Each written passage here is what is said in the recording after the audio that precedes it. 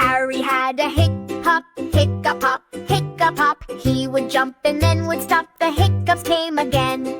Drink some water, said the frog. Said the frog through the fog. Stand on one leg like a log. That will do the trick.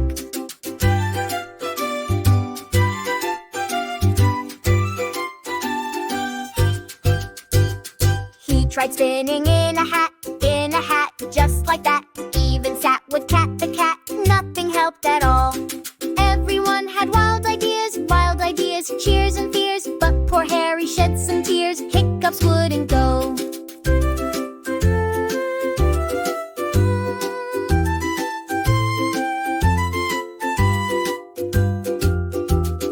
Then a doctor came along, humming song. Let's take care, it won't take long. She gave him a small sip. When you're stuck and nothing works, and it hurts, ask for help, it softly perks. It's brave to need a hand.